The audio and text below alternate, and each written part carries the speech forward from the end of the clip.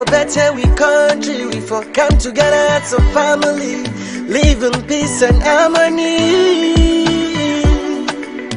So during this election, that's not an option.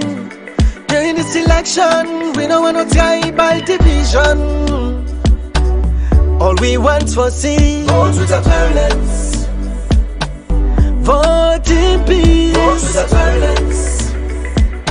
Till the end they say, vote without violence. Vote in peace. Vote without violence. Till the end they say, all we want for see. Vote without violence. All we want for see, all we want for see. Vote without violence. Till the end they say, all we want for see.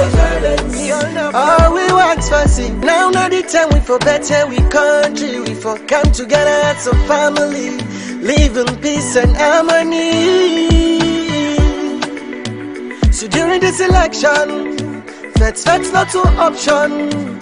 During this election, we don't want no tribal division.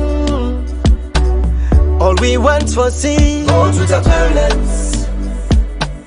Vote in peace. Vote without violence. Till the end they say, vote without violence. Vote in peace. Vote without violence. Till the end they say, all we want for see. Vote without violence. All we want for see, all we want for see. Vote without violence. Till the end they say, all we want for see. Vote without violence. All we want for see. All we want for see. Vote without violence.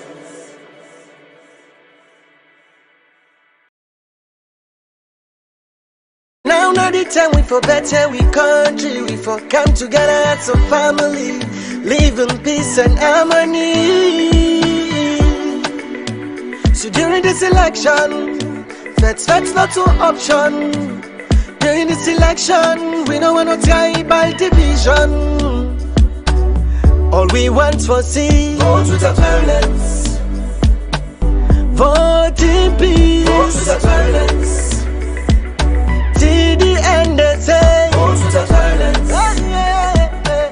Vote in peace. Vote without violence. Till the end they say, all we want for see. Vote without violence. All we want for see, all we want for see. Vote without violence. Till the end they say, all we want for see. Vote without violence. All we want for see, all we want for see. Vote without violence.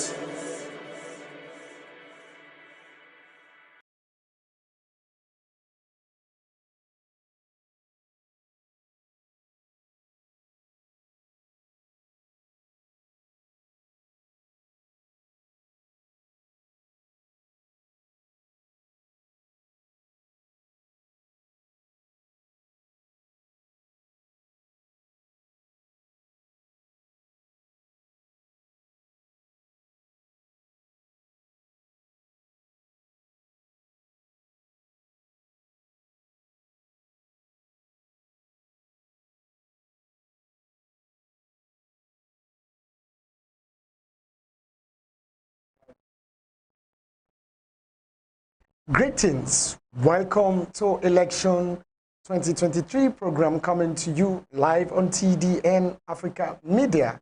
I am AMADU Esba, your host. Sierra Leone presidential election is one of the most important events in the country. As we all may know, every 5 years, elections are chances for the citizens to choose who are to be their representatives and the government that we have to rule us for the next 5 years. Thus, the Electoral Commission of Sierra Leone is charged with the responsibility to oversee all aspects of the electionary process, especially that has got to do with the presidential election. It is also charged with the responsibility of ensuring that we have a free, fair, and a credible election. And as we move fast to the elections 2023, there are lots of questions surrounding the elections. And today, we want to look at a specific topic that has got to do with is Sierra Leone ready for the election to be held on June 24th, 2023? For us to talk about this, we'll be having our guests in the studio, or our contributors, so to speak, who'll be helping us to talk about this. We'll be having Mr. Emmanuel King. Mr. Emmanuel King is a barrister and solicitor.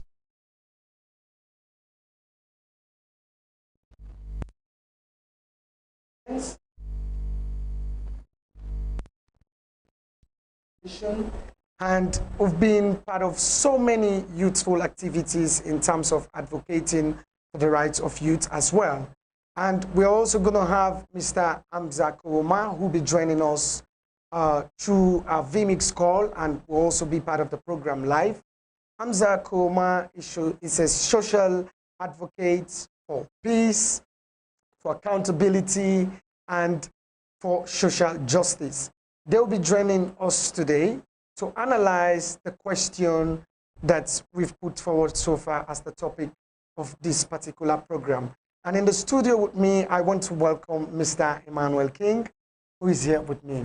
Mr. King, you're highly welcome to the program Election 2023. Thank you very much, Mr. AMADU. I think it's a pleasure to be here. And I consider this a very... Joining by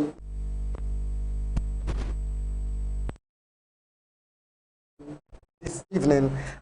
You also can be part of the program by sending your text message to the number below, or you drop your comment at our comment section on both YouTube and Facebook, as we'll be reading them out as your opinion in the program. Moving forward, Mr. King, what's your take about the question? Is Sierra Leone a...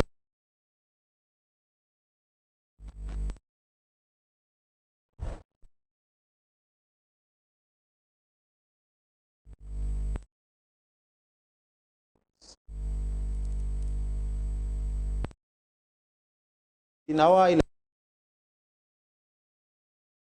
Now not the time we for better, we country, we for come together as a family, live in peace and harmony. So during this election, that's not to option. During this election, we don't want to tribal division. All we want for see, vote without violence, vote in peace, vote without violence. Till the end they say, vote without violence, vote in peace, vote without violence. Till the end they say, all we want for sin, all we want for sin, all we want for sin, without violence. Till the end they say, all we want for sin, all we want for sin, all we want for sin, without violence.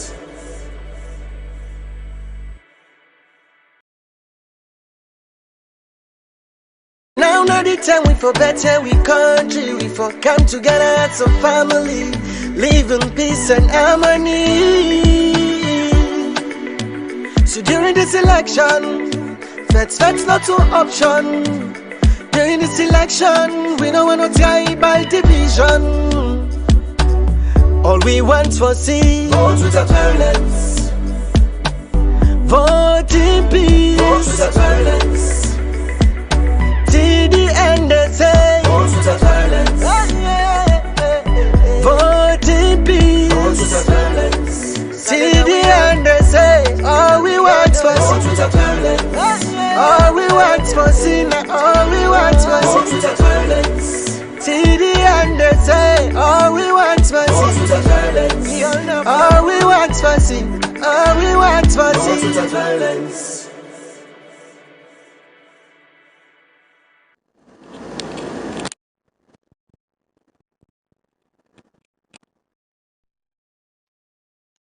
HAMZA, don't join. Now not the time we for better, we country, we for come together as a family, live in peace and harmony. So during this election, That's not two option. During this election, we don't want to tie by division. All we want for see, vote without violence. Vote in peace, vote without violence. Hello and welcome back to Election 2023, coming live to you on TDN Africa Media. Earlier on, I've said in the program that we will be having two guests today, one via vMix and one who is already in the studio with us, that is Mr. Emmanuel King. And on our vMix now, we have Mr. HAMZA KOROMA. And HAMZA, can you just say hi to our viewers? Hello, everyone. How are you?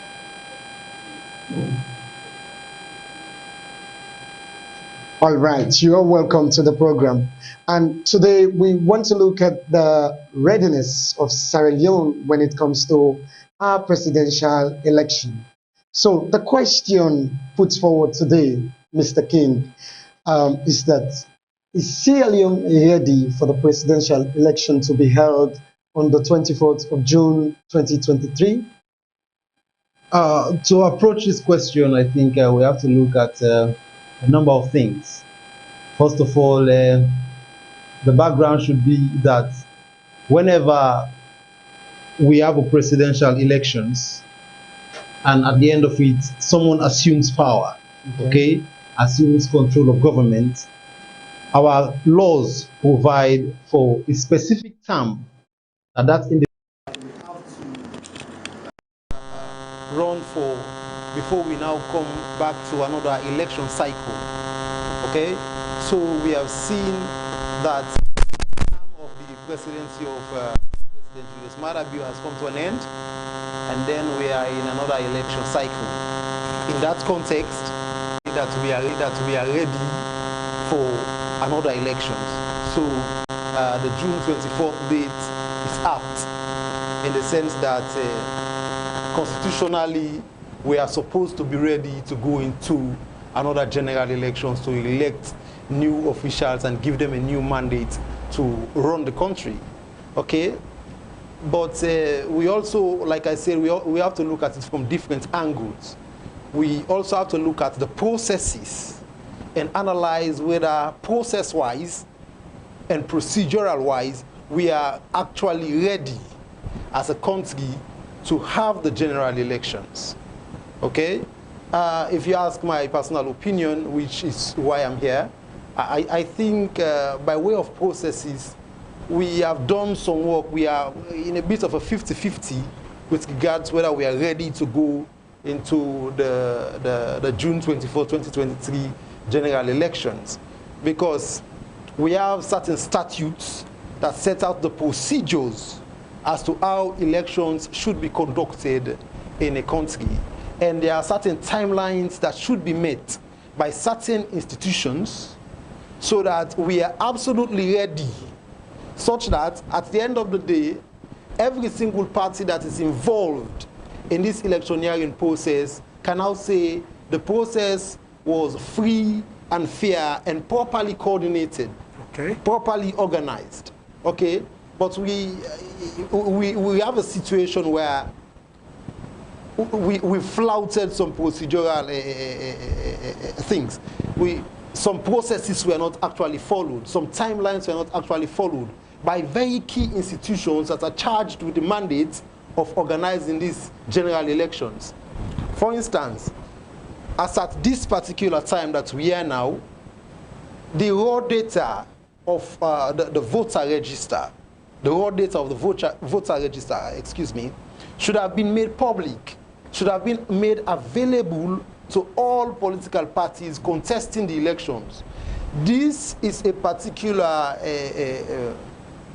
a process or procedure that is enshrined in a particular statute that 1 month to the elections, at exactly 1 month to the elections, all political parties contesting should have the raw data of the voter register. So all the registrants, let's say the masses, the people, the electorate that are supposed to vote in these elections, the parties should be able to know exactly how many people registered and how many people actually have collected their voter registration cards, and from that period that they registered to now, how many people are still available or are still within the country, those who have died, so that we know that going into these elections, X amount of people are going to take part, X amount of people are going to vote, so that we can tally the votes in a particular polling center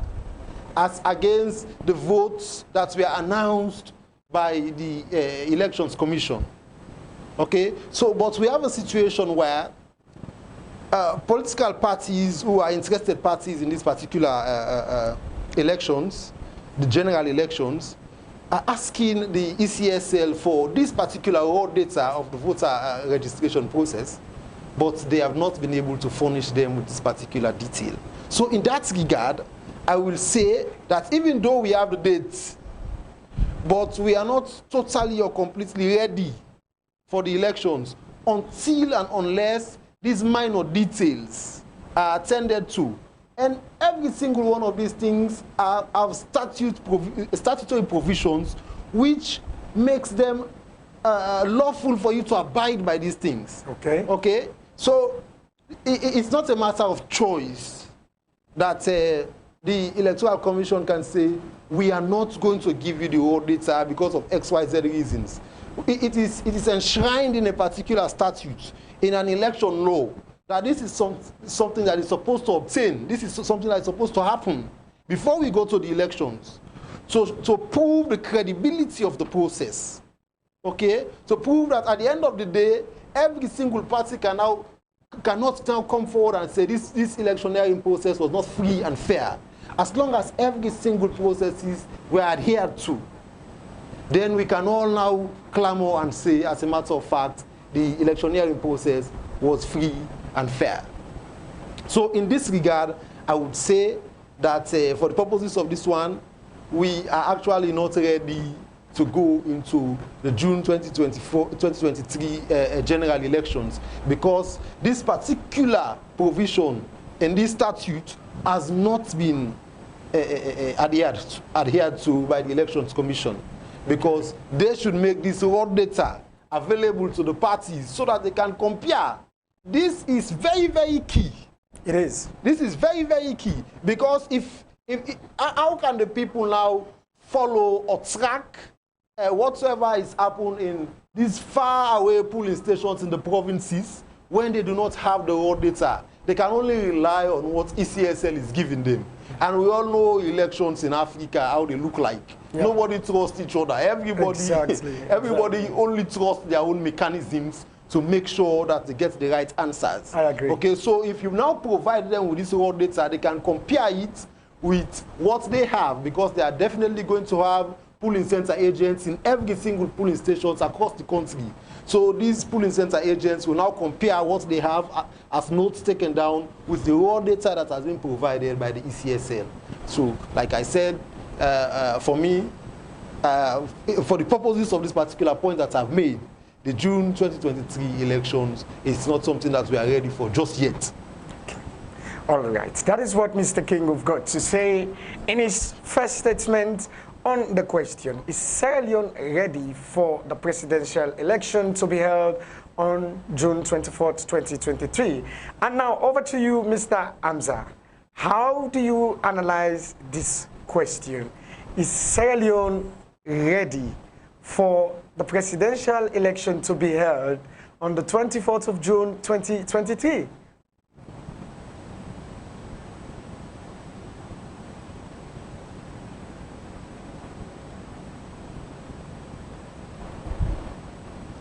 Hello, HAMZA. Can you hear me?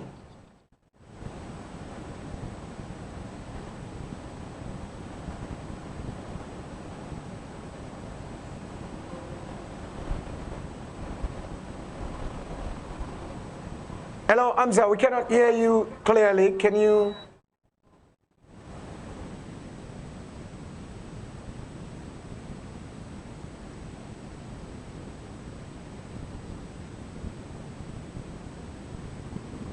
Oh, sorry, HAMZA, we are having problems to hear you. We can't hear you.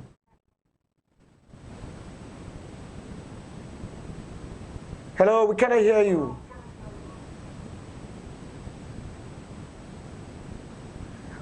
All right, we're sorry for that, and we're trying to make sure we get Mr. HAMZA KOROMA to join us again live on the program Election Coverage, coming to you live on TDN Africa Media. And with me in the studio, I have Mr. King, who is here to help me talk on the topic. Is Sierra Leone ready for the presidential election come June 24, 2023? We have Mr. HAMZA back online. HAMZA, can you hear? Can you hear us now? Okay, so can you hear me? Over to you. Okay, so like I said, it's an interesting question. Hello, can you hear me? Yeah, we can hear you. Okay, that's good. So like I said, it's an interesting question. Thank you for having me here, CDN, and also thanks to my colleague who has highlighted about some key issues surrounding the general election. Well, if you ask me about the preparation of Sierra Leone and Sierra Leone in relation to the election, I would say um, it's kind of a tricky because when you use instruments that are now in conducting a free and fair election, it's somehow discouraging for citizens. But also when you look at the election as well, there's somehow now the question that going to have a free and fair also a situation wherein people will feel like they're not being given their right, which is having so many surrounding the election, if I may say. And one of the challenges we're facing is the ID cards. Of course, we all the voters ID card, which is really not of the best interest of the country and the citizens too as well. We saw wherein people made so many statements in relation to the ID card and how its condition is. And if at all we're advocating for the ECSL, okay, and having all these questions on the ground makes it very difficult. We've seen a situation wherein the ruling party is given more opportunity than the opposition party. And then we've seen a situation wherein the ruling party has used a state resource in order to facilitate their campaign, their campaign quest, which is really a wrong move, which is really not good for the country as a state. Hello, So, HAMZA. ask me a question whether yeah, can you hear me?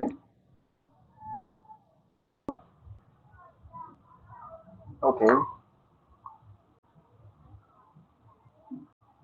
So, following the democratic as well, we need to be democratic and ensure that there is an election. But if you ask about the preparation, Hello, HAMZA. Can you hear me? I would say that people are in. Yes, I can hear you. Can you hear me? Hello. I'm sorry, HAMZA. We seem to be having serious problems with the network. As you speak, the what you're saying comes in just after you might have said it. So we don't know if you would mind changing your location. Yeah.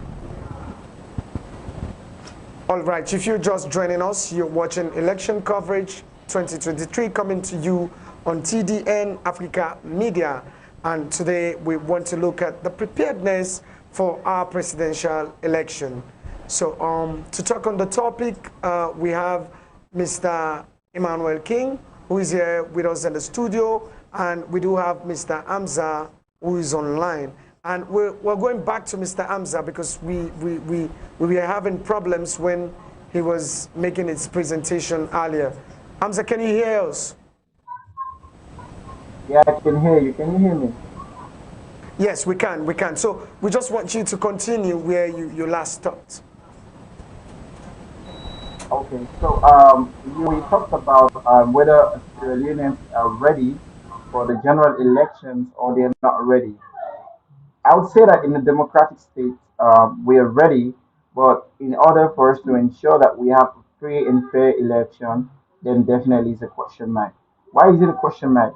Because all the tenets and rules that are surrounding in having these elections are absent. And in order for us to make sure that there is nothing like a conflict during the election and after the election, we need to ensure that these tenets are being respected. One of these tenets, no, you ensure that the citizens trust the process, and when they trust the process, then definitely they won't be in a situation wherein they will query the result. Another one is also to ensure that the institutions are non-partisan.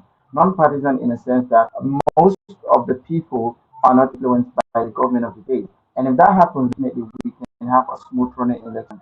But is that the case in Sierra Leone? And we also look at the ID cards here we have right now with us. We've seen over the past weeks or a month now, I should say, people are asking so many questions surrounding the election.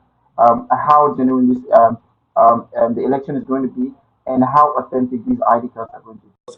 If you look at the ID cards, then definitely you would know that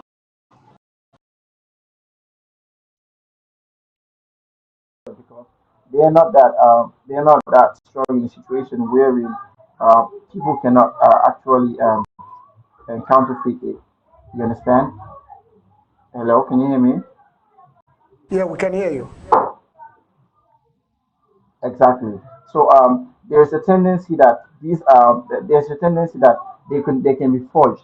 These ID cards we have, and I've seen in so many cases wherein people are saying that they're not going to vote because of these ID cards are not up to standard, and some people didn't even take their ID cards. You understand? And that's the reason why some time ago the institution was calling on people to come and collect the ID cards. And some people are even fed up because of they made reference to the census document, to the census statistics, and of course the population we have. And then we looked at also the population of the stronghold, government stronghold. We also looked at the population of the opposition stronghold. We realized that the government stronghold has more population than the opposition stronghold, even when it comes down. So we look at the authenticity of these data.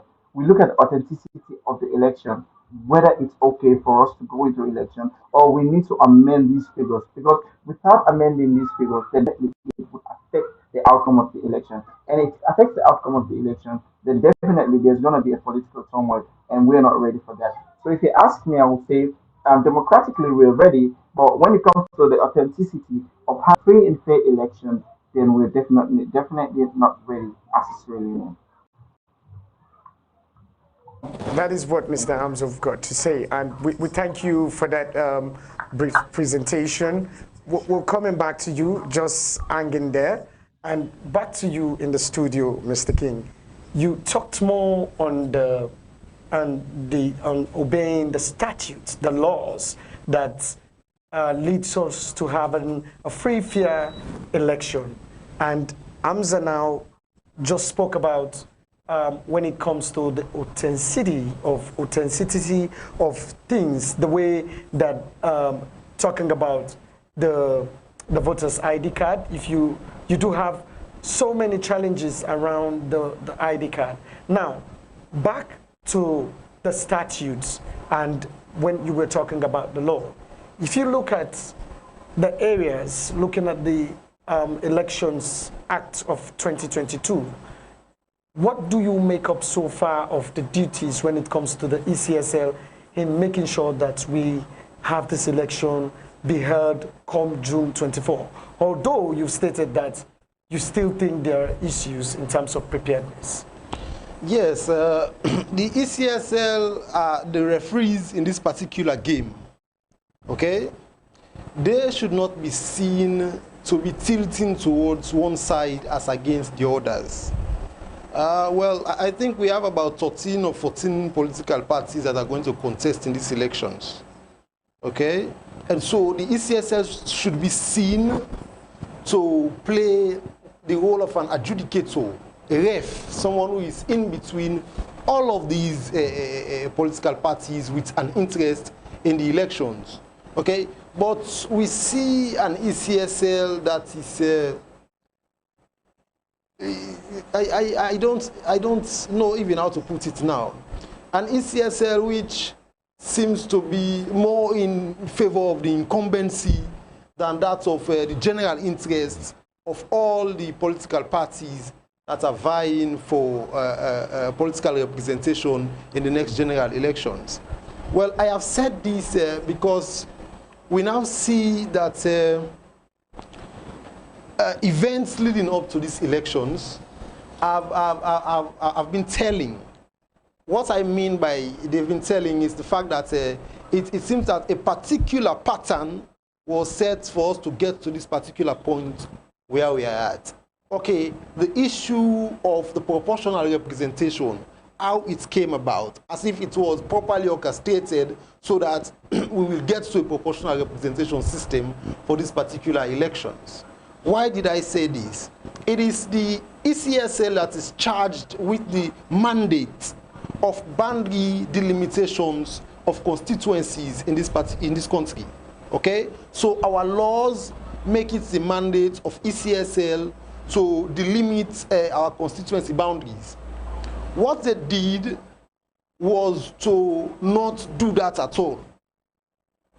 They actually asked for funds to do the delimitations, start the delimitation process, stopped halfway, and say, well, we are very close to elections now, so we cannot continue the boundary delimitations. So they left the constituencies as they were in no particular order, such that the argument would now be that we do not have properly defined constituencies. So in a situation like this, the only system the only electoral system that is the most fit for this particular situation that we have is the proportional representation system, which is what the incumbent government has always been asking for.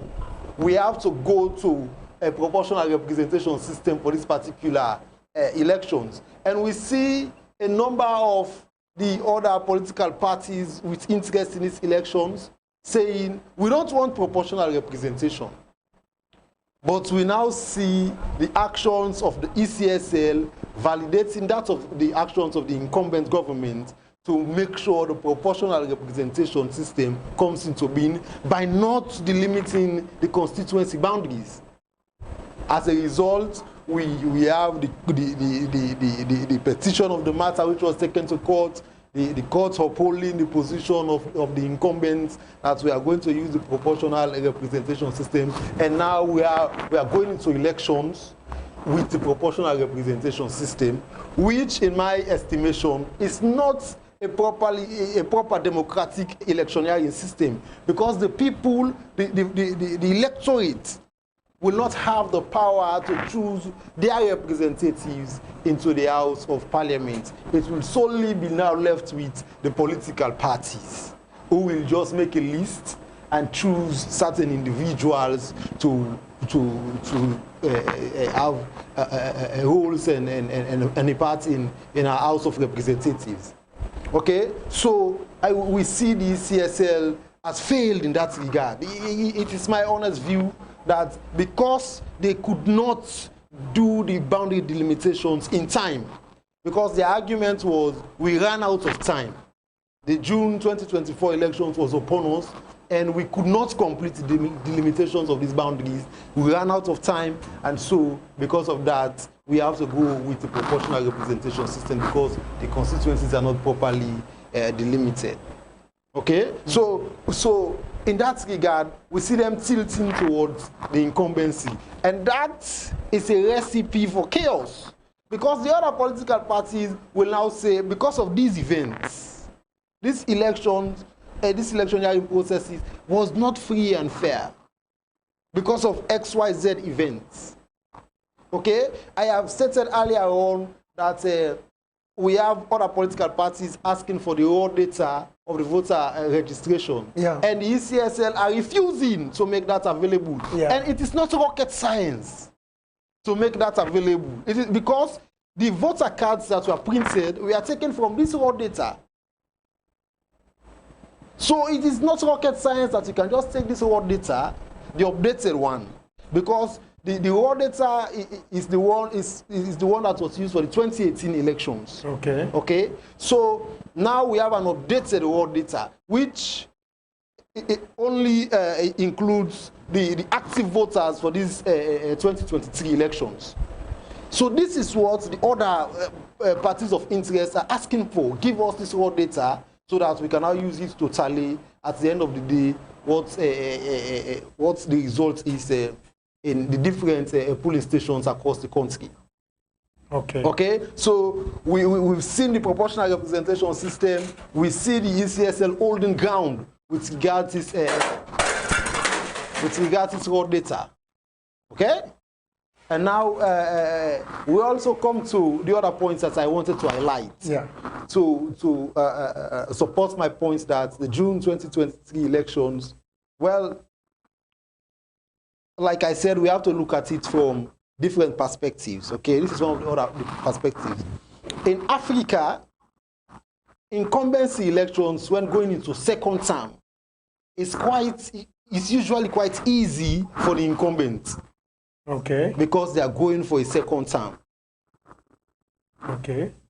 Usually what obtains is the incumbent government does so well in their first term that the people are actually ready to re-elect them. But we are seeing a different scenario in Sierra Leone, whereas the election seems hotly contested. And this is a move away from what usually obtains, especially around the African electioneering processes, where we see incumbency going for second term and it's quite easy for them. But we are seeing this one hotly contested because the people believe that this is the first time that they have an incumbent government that, well, in my perception and what I've been gathering around, that they have an incumbent government that has not lived up to even half of their manifesto promises. So we now see an electioneering process which is really, really hotly contested. So in that regard also, I can say the people are actually eager to go to the ballot box. But their eagerness is being stifled by some of the actions of the ECSL. Like my co-panelists have mentioned, HAMZA, the production of the identification cards that give people the right to vote. Okay, these ID cards are problematic. Even my own ID card, I cannot make my face on the ID card. And this ID card that was given to me for this election is the same ID card that was given to me for the elections in 2018. And in that ID card, my picture was very clear. All my details on the card were very clear. But in this one, they are not clear. I don't know if this was intentional or a mistake. But because of this particular error or mistake by the ECSL, a number of people have decided not to even collect their voter ID cards. Okay. We are going to see a situation of voter apathy, where some people will just collect the ID card and say, what do I need this ID card for? I'm not even going to vote. Because of the quality of the ID card. And also we have a situation where the other opposition parties now see this as a ploy, that there is something up the sleeves of the incumbent to meddle with the elections with these cards. Because I think about $11 million was allocated for the printing of these voter ID cards. For us to use $11 million to print these substandard cards, some questions need to be answered. Some questions definitely need to be asked and answered, because half of that money was used in 2018, and we got a better quality card, which people appreciated and went to the polls and changed the incumbent government that we had at the time. Yeah. Yes, with their votes. They had the power to change the incumbent government. But we now see a situation where the quality of the cards are so bad that people have decided not to even collect the cards. Yeah. Yeah. So that in itself has posed a challenge to the June 2024 election. Okay, so it is my forecast or prediction that we will experience voter apathy in this particular election. Some people are definitely not going to vote because of some of these challenges. Okay? One of the other things that I should highlight is the heavy-handedness of the security forces, especially with regards to the activities of opposition parties that have an interest in this election. We see situations where the incumbents do have activities, electioneering activities, like for instance, nominations, manifesto reading or publications, and what have you. And all of these programs will go on peacefully without any events or incidents being reported. But we see a situation where if any of the opposition parties, especially the main opposition party, do have an event which touches and concerns on the elections, we will see a clash with the police, we will see arrests, we will see videos of police beating people. As I was coming, I even had reports that while people were going to the Atuga Mini Stadium today for the manifesto reading of the main opposition party, that police were arresting people who had these megaphones that were singing and calling out on other supporters to come to the Atuga Mini Stadium. But we did not record any report of this nature when it was the turn of the incumbent. So we now see the security forces tilting their support towards the incumbency. That in itself will also pose a challenge, a very significant challenge to the June 2023 elections. Yeah.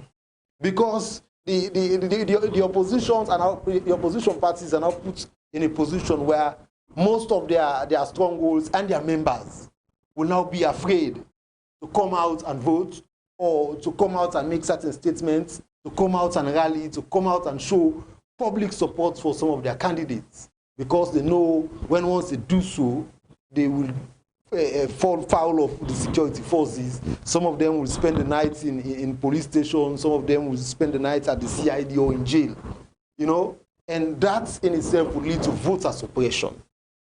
Okay? And that will be a significant challenge for the outcome of the June 2023 election. In all of this, we want a situation where the process will give a posture that even the opposition parties at the end of the process, they will say, indeed, this was a free and fair election. We don't want to see a situation where when the result has been announced, we have certain factions who will now come forward and say, no, we do not agree with these election results, and they encourage their people to go to the streets. We don't want that kind of a situation. That is exactly why programs such as these are necessary, so that we speak out our voice, the stakeholders listen, and they right these wrongs before we actually get to polling day. Before we get to polling day. This process has to flow seamlessly so that everybody who has an interest in these elections, be it the electorates and the parties who are contesting, know that the security forces will be for everyone. Okay? Know that every single processes as enshrined in the statutes have been followed. And that once we go to the polls, my votes will be counted. And it will be interpreted in the way that I voted it. So that we will not have public dissent. So that we do not have public dissent, and we transition into a new government structure, because this is an opportunity to transition. Yeah. Whether it is the same government that is going to win, or we have a new government coming in, it's still going to be a transition. Yeah. Because the mandate, the 5-year mandate, which we gave to President Julius Maada Bio in 2018 has expired. Yeah. He also renewed the mandate. Okay? And it is absolutely definite that he's not going to maintain some of his cabinet members. Yeah. He's going to change them. So it's a transition period also. We want a peaceful transition. And that can only happen when we see all of these processes are done according to how they were scripted in the statutes. Okay, but that is not the case as it is right now. And we are encouraging the stakeholders to make sure that the right is wrongs quickly. Yeah. Such that, because June is upon us. Yeah, it is. June is upon us now, and we are less than a month to the elections. Indeed. So they have to double up their steps and make sure some of these concerns are adhered to. We are seeing press releases from opposition parties condemning the quality of the voter ID cards, asking for certain changes to be made, you know, challenging the constitution. When I say the constitution, I mean the makeup of the electoral commission body. Yes, because there is also the concern that all the commissioners in the ECSL are from a particular region. Okay. Yes, which is the southeast region. Of course, this is something that is yet to be proven. But if that is the case, it also becomes a cause for concern, because we know how bifurcated our political situation is in the country. So if we fix these challenges quickly, then we'll now go into the June 2023 elections with collapse, like we would say in Creole, and nobody will get cause for concern. All right. Okay, if you're just joining us, you're watching TDN Africa Media, and this is our election coverage. And with me in the studio, I have Mr. King, and I have HAMZA KOROMA, who is also via vMix talking to us on the program. HAMZA, I believe you've listened to Mr. King. He's talked extensively on the statutes and how we need to obey the law, especially the ECSL, the role they need to play in order for us to have a free, fair election. He spoke about how problematic the voter ID card is. He also spoke about the high-handedness of the security sector, especially on opposition party, especially the main opposition party. You started talking about the authenticity of the elections. Now, let's look at the trust of Sierra Leoneans. You being a social advocate, what do you make up from all of these things, ranging from the problematic voters' ID card and the high-handedness of the police? Like I was saying, I talked about transparency and accountability during the electioneering process. But in order to answer your question, I would say that the people, most of the people are actually in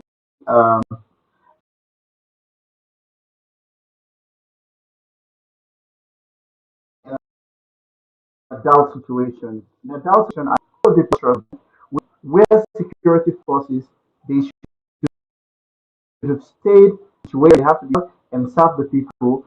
But we have seen them in cases where they've been taking sides. Okay, panelists here talked about how other parties were manifestos and other their activities, but they were being disturbed by the security. At the same time, when the incumbent had theirs, peaceful mode. So it sends a message that the opposition are the troublesome one, and which is not the case. We've seen in so many cases and in so many situations wherein the security forces have um, tried their best in order to stop what they call conflict, but in a sense, not conflict, in what they actually define as conflict. So having a confidence in the end of the day in ensuring that there's going to be a free income, I don't actually have. I conducted reviews some weeks ago, and I asked people, who do you think will emerge as the winner, or let me say actually emerge as the victor of the day? And then they said, well, me, I did an associate party, then I party, I did an associate party, but I don't think say that I get for roll back. I think say now government for continue. And they ask them this question. This is what This one vote for that they get for we now. So like they have lost a complete process in the government of the day and in ECL because why? We've seen a situation wherein ECSL have been partisan. Okay, that's the hard part. Situation wherein they've been partisan. We've seen a situation wherein the security forces have took side. We've also seen a situation wherein people think that it's just a 10-year process. Some people ask them, you said like, are you going to vote? They'll be like, no, I'm not going to vote. It's just a 10. So we just so whether the government does not deliver, they're going to just send them in. And that has been the case. The most important thing here about when we're talking about trust issues among the people is the violence. A lot of people are afraid that there's going to be a violence is going to erupt during those days. Okay, simply because of what the ideology, simply because of what the party they- they're supporting, and as a result, of the country, they've headed for other countries because of what the safety of the country and how the elections are going to be. So, not all to see people actually trust the process, comes to trust the process because I've highlighted some key issues like the cells, I've highlighted issues like ECL, and then my co-panelists here talked about the demarcation was late, and we also have the proportional representation system, which was of course orchestrated because that one we can say it was orchestrated. We saw the movement, we saw the steps and how it was going until it was approved. We even saw the day it was approved. You understand that? We've seen these steps, these little steps are being taken in order to win an election. And most times I say that political parties are so concerned about winning an election than actually serving it. Because all they took all those energies that they use in and put it into group, then definitely the people are going to vote for them without thinking. So, and this is also a situation where we've never like I'm not them, okay, but this is one of the government wherein actually people do expect that incumbent parties in the first time they're going to do well. So, which means that it's just going to be a spin off. You're just going to vote for them and continue the next time. But here's a situation wherein every piece of person dissatisfied, is distressed about the situation. We've seen the economy, the state of the economy is in a horrible state. We've also seen the crisis of things in the country. We've also seen a massive unemployment rate amongst youth. And then we've also seen high level of drugs, the use of drugs among youth in the country. And if you even go around right now, around the ghettos or around the slums, you'll see people are actually dizzy or staggering as a result of what? And also see things happen at this particular stage, which is really ugly. And then we talked about the security. So this is the first time where we see an incumbent party that is struggling. You understand to keep up to win the second round. So what I'm just trying to say that some people actually have trust in the government because they realize that it's just a continuation. But most people do not have trust in the government because they think that the electioneering process or instruments that are going to make the election process free and fair has been tampered with. And it's not something we should shy away from. Really not something we should shy away from. Okay, so that's my own take about the government of the day and the electioneering process, which is going to happen next month, June 24th. Fine presentation. Back to you in the studio, and I want to take that directly from one of our commenters, and the person is asking. He said, I think it was in the area of when you said political parties are now asking for the voter register, and the person is saying because we've seen at a particular point the All Political Parties Association, I think APA, that seems to be the umbrella body for all political parties, 8 other parties signing up to the activities of the ECSL to say they've been very, very transparent and fair with all their dealings. And the person is saying, why didn't these other parties intervene prior to this time? And we're seeing they seem to be taking sides with the ECSL. Okay, now this point is very, very clear. Okay, that's why I premised that particular argument on the fact that it's statute-based, which means that it's a provision of the law, the Public Elections Act of 2022. It is spelled clearly that the raw data of the voter registrants must be made available to all political parties. So it is not a case in which we can say party X or party Y does not want the raw data. So the ECSL are fine with the fact that they are not going to produce the raw data. As long as one political party comes up and say, I want the raw data, I want it. I want to be able to track my votes. I want to be able to track the activities of all the polling centers across the country. ECSL is mandated to produce the raw data to that particular political party. And it is stated in the statute that it should, as ECSL should do so within 1 month of the elections. So we are now seeing that we are under 1 month to elections and they've not produced this particular data just yet. So the concern of this particular commenter to this program, I understand is concerned that we have other 8 political parties who are fine with the process.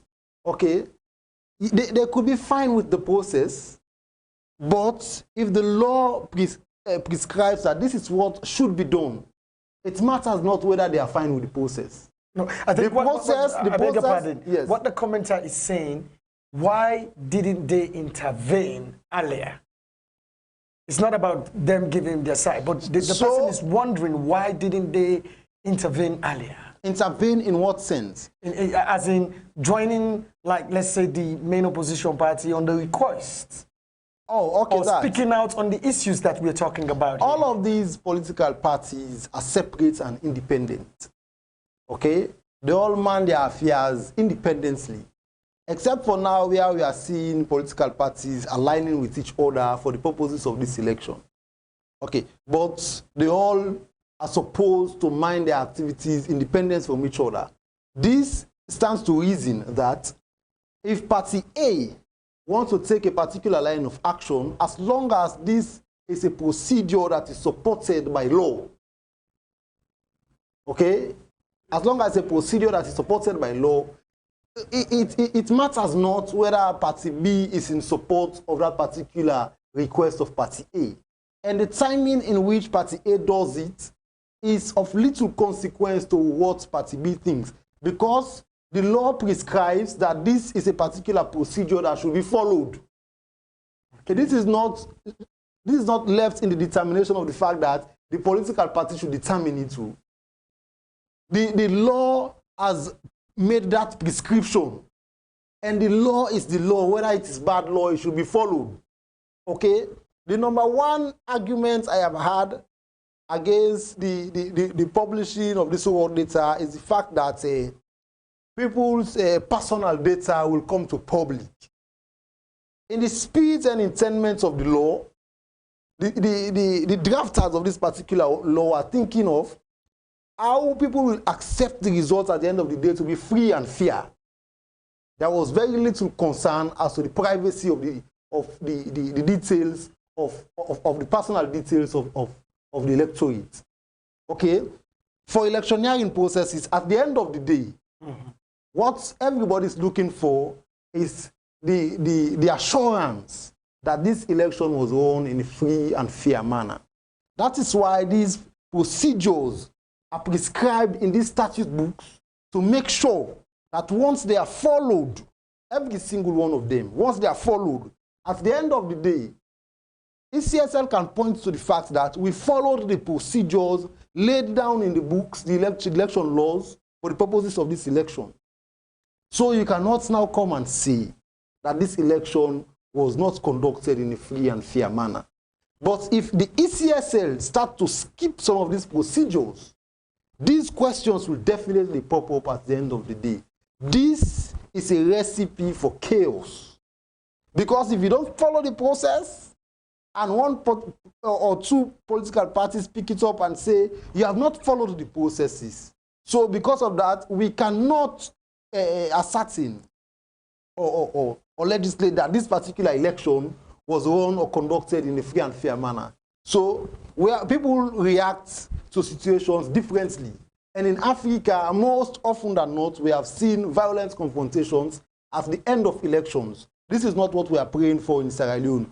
We pray that whichever political party is dissatisfied with the electioneering process will now legislate. They will litigate, they will now litigate and go to court, make a petition and go to court and say, we are not satisfied with election results. We would not want them to resort to violence.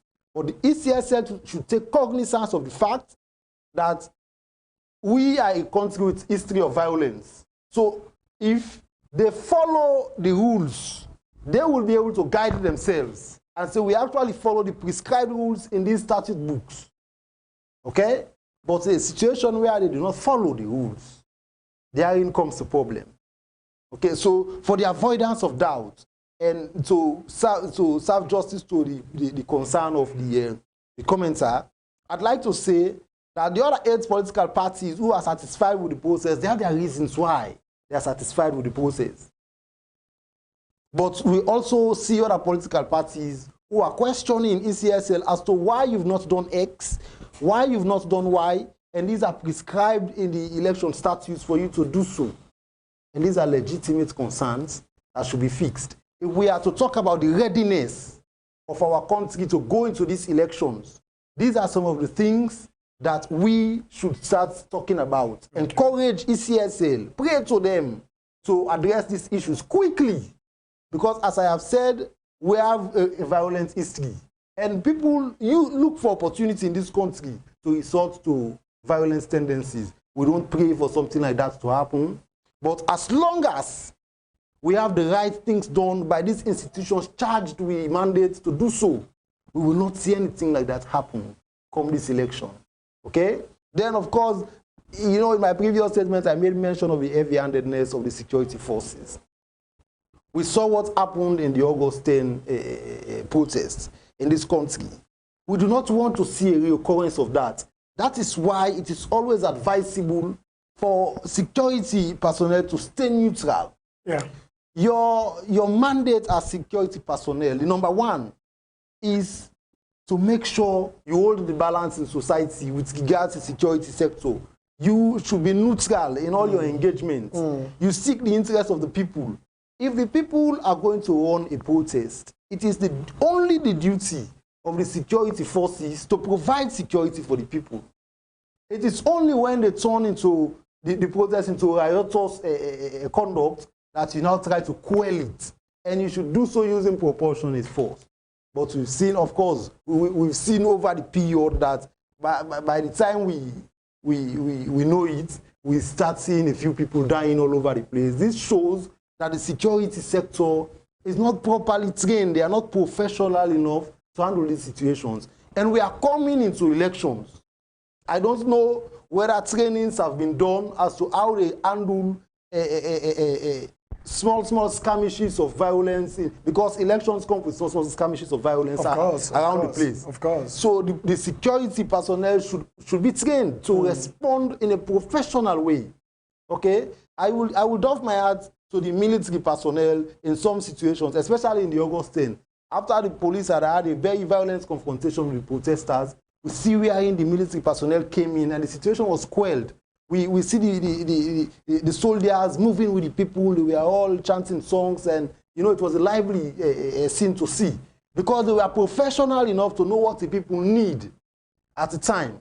We want to see an engagement like that for this particular electioneering period. Yeah. We don't want to see a situation where they say Mr. X is protesting over there and we start hearing gunshots and people falling down dying. Far from it. Okay, so for us to now come to the conclusion that we are ready to go into elections, the security personnel should also be properly trained.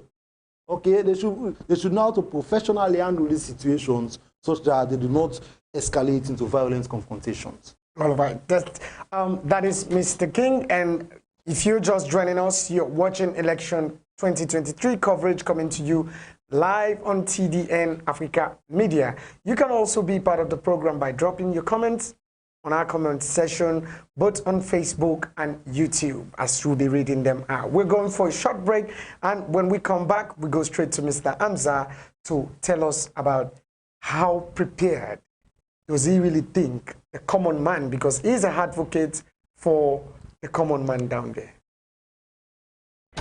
TDN, they say,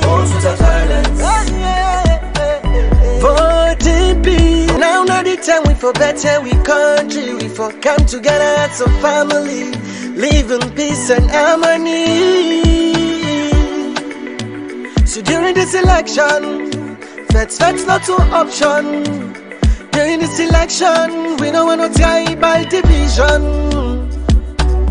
All we want for see, vote without violence. Vote in peace. Vote without violence. TDN, they say, vote without violence. Vote in peace. Vote without violence. TDN, they say, all we want for see, vote without violence. All we want for see, all we want for see, vote without violence. TDN, they say, all we want for see, all we want for see, all we want for see, violence.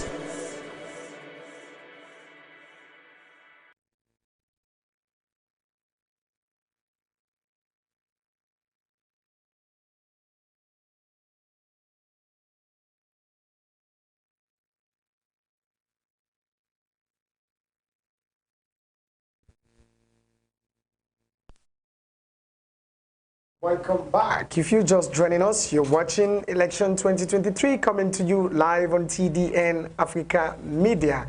And today we're looking at, is Sierra Leone ready for the presidential election to be held on June 24th, 2023? And for us to talk about that, we have our contributors in the persons of Mr. Emmanuel King and Mr. HAMZA KOROMA. HAMZA, over to you. You have the citizens who already have their own doubts around the whole electionary process. Do you think we can achieve a peaceful election with the citizens considering the skirmishes around the ECSL or the challenges that have sprung out so far on the electionary process? What do you think might be on the minds of Sierra Leoneans apparently? Apparently, what's on the mind of Sierra Leoneans right now is just to have a peaceful election. That's what they're wishing. But at the same time, speaking to you, Sierra Leoneans are preparing themselves. Because if you ask most of the people around, they will tell you that we're preparing for the elections. And what are the preparations? They're storing a lot of food. A lot of food. I mean, they're actually buying bags of rice, and they are buying palm oil. They're also purchasing so many ingredients so they can keep themselves busy, because a lot of people do not trust the election in the sense that it's going to be peaceful. Like I said, we have so many doubts around. We have an incumbent government that wants to actually go for the second time, and we have also an opposition party that is still popular in the country. So when you have these two, it clashes, and then there's going to be some sort of tension around, and which we're experiencing. So a lot of people are asking the question: Is it going to be? Is it actually going to be safe for us, or is it actually going to be so disturbing, like what we saw in the August 10th? And the reason why people are asking this question is because they've seen a spark of events that have actually brought us this far. We've seen a spark of events, a spark of violence. We've seen wherein the security personnel have actually, let me say, created more harm than good in this and during this regime to the election. We've seen what happened in McKinney. We saw what happened at is it Tumbo. We also saw what happened in during August 10th. And so, so many people are having this doubt. What is going to happen? What is going to happen during the election? If this is happening before the election, are we safe and secure? Just like I mentioned, a lot of people are traveling. A lot of people are traveling, going to the neighboring countries like Guinea and Gambia, and a lot of people are actually decided to stay in the provinces because of they're afraid. They are really afraid. Here is a situation wherein people have been complaining that they have been less privileged, like talking. You know, we've seen a situation wherein they've imprisoned a mentally deranged man because of a talk about the government against the government. We've seen wherein a lot of people who have been against the government they've been imprisoned. So we still ask the question whether people are safe during this election or not. But if you ask me right now, I would definitely tell you for sure that people are afraid, people are insecure, and people are trying their best to stay indoors with their families so they cannot get the tension or the flavor of the election.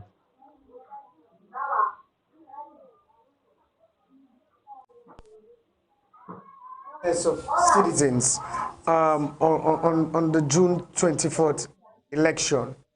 Now, we've seen political parties, especially the main opposition party, and as your co-host was co-panelist was saying here, um, people now believe the police is taking sides with the ruling government than that of the main opposition party.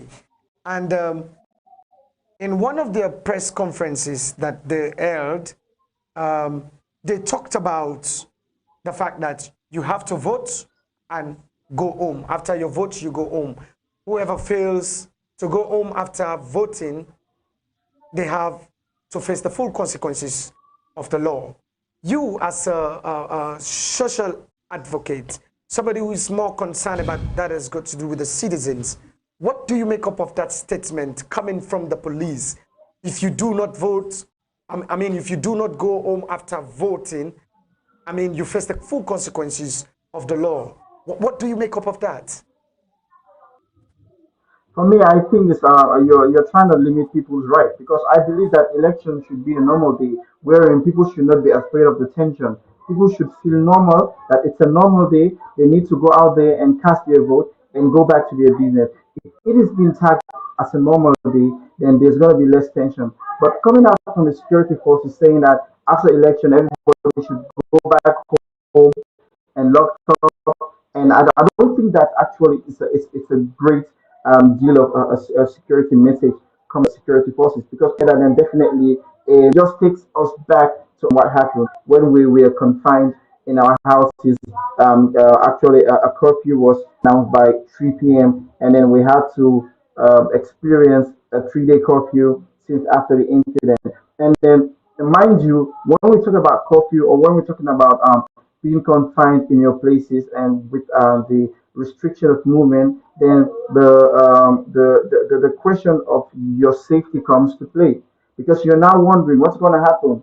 Why are they actually asking us to go back to our homes after voting?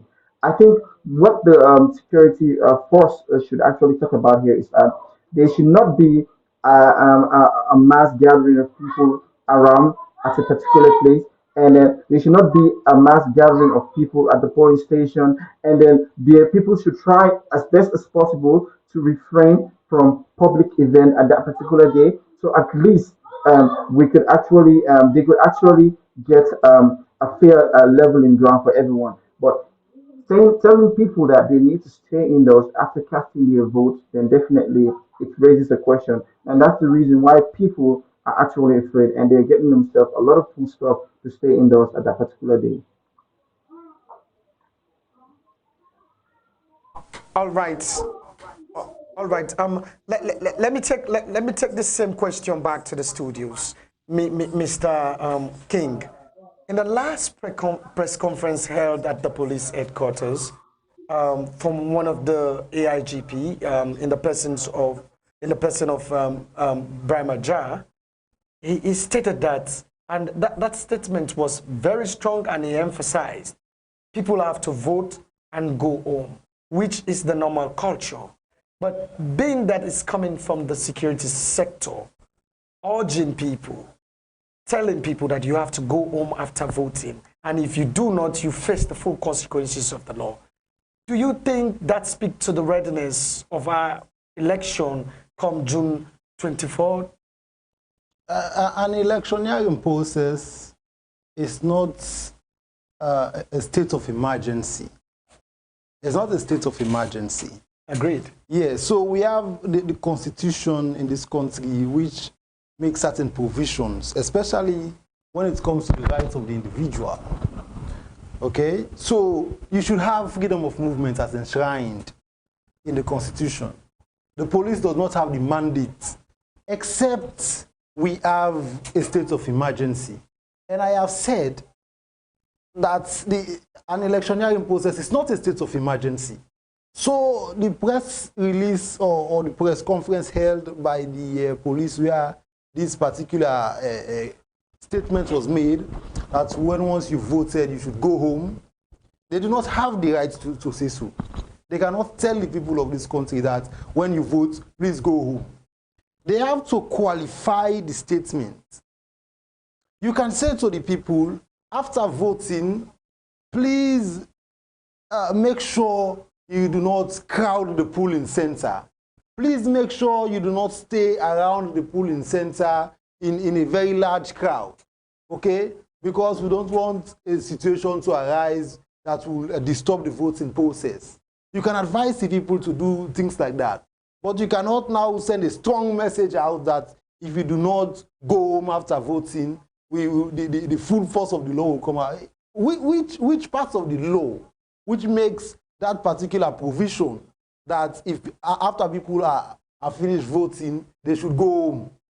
There's absolutely no provision of the law. And as a matter of fact, we have a precedent in court.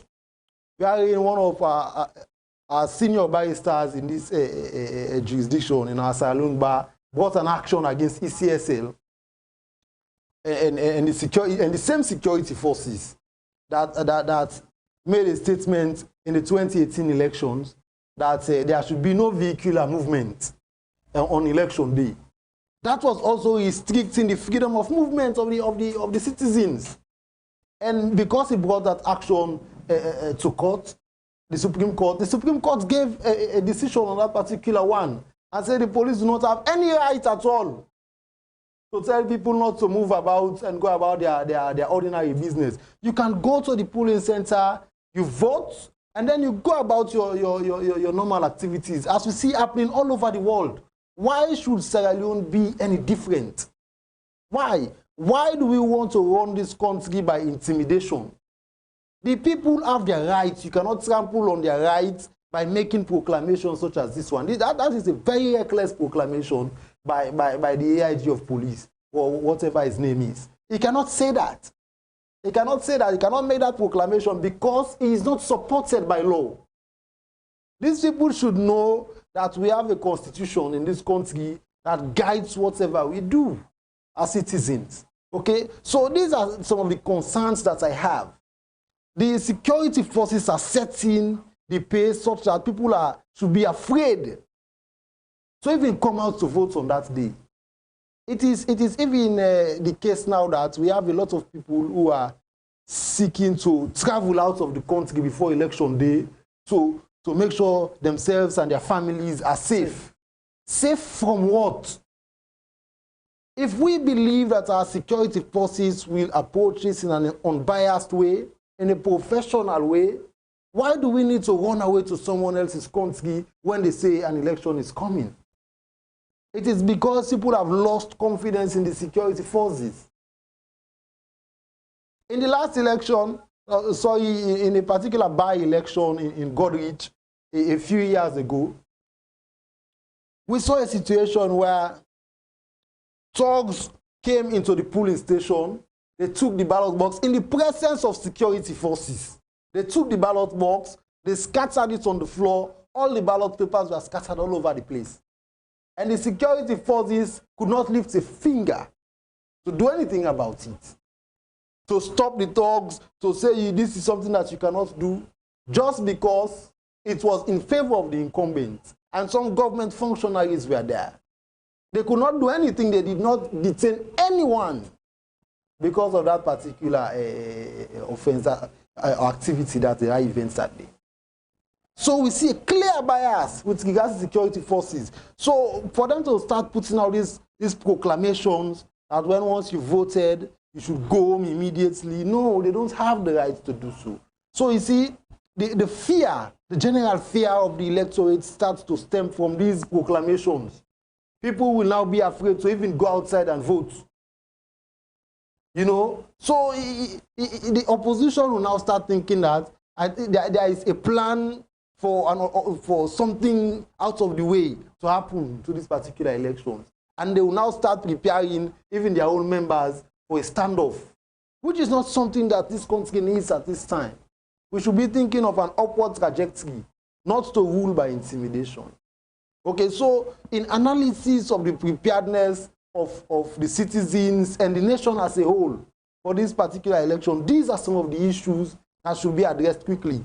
We have the Peace Commission that did call the president, the incumbent president, and the main opposition candidates to go and display a posture of peace and oneness so that the public can see that they are together and they are for peace. But they have fallen short of what they should actually do. They should get the security forces to understand that these are your roles and you should perform them in the most professional way possible so that you have public confidence.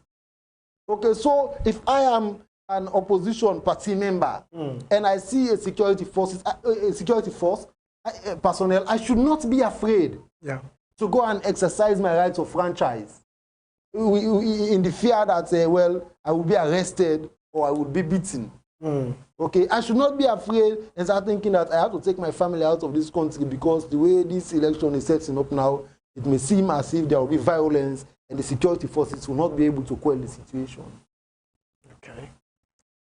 So now let me take you back to the law, because you know after nominations were done, and you do have a statute or provision that says any candidate that is being petitioned, or if there is a grievance in any member of any political party that deem it fit that one particular candidate does not fit to run for the presidential election, this matter could be taken to the Supreme Court. Now, in the case of the All People's Congress, the candidate, the presidential candidate, which is Dr. Samura Kamara,